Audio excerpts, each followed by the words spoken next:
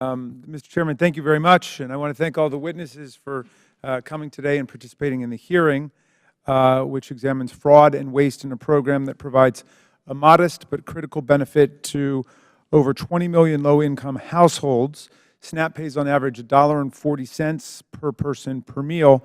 Before that tiny stipend is released, Congress requires recipients to prove their eligibility and to work or get training in order to continue receiving SNAP benefits. The incidence of trafficking fraud, according to the USDA, is 1%.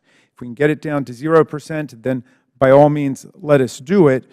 But I'm afraid that the purpose of today's hearing relates more to the intervention by my friend Mr. Jordan, who invites us to believe that the whole purpose of the program is suspect because we've got low unemployment in America today, and so why are there millions of people still receiving SNAP benefits? I think the answer to that is simple, which is that people are not making enough money in their jobs. A lot of people are working not just one, but 2 or 3 jobs and still cannot support their families on it, and that's what the SNAP program is about, making sure that our people have decent, good nutrition and are able to feed themselves and their families. Our hearing today is about waste, fraud, and abuse. Are we focused on rooting out waste, fraud, and abuse? Well, the most extreme incidences of it are found across the river at the Pentagon, but we haven't had any hearings on that subject this year. An internal report issued by the Independent Defense Business Board found $125 billion in immediate savings that would be available by cutting profligate spending and waste at the Pentagon.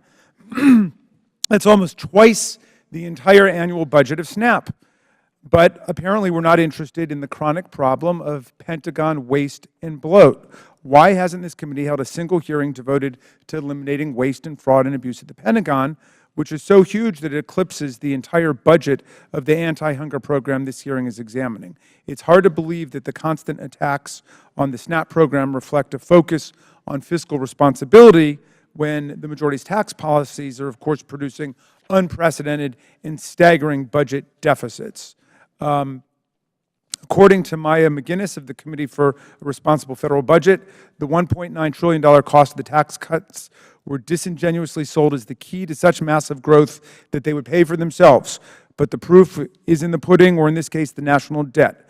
A realistic prediction of the tax cuts is they will provide a short-term boost, the sugar high that flooding a strong economy with additional money creates. But that deficit finance boost won't last, and it will leave us with the predictably large mountain of debt that comes with all the borrowing. It is irresponsible and unconscionable to pass tax cuts to the super wealthy that we cannot afford, and then to put the whole spending spree on a credit card, which our children will pay for the rest of their lives.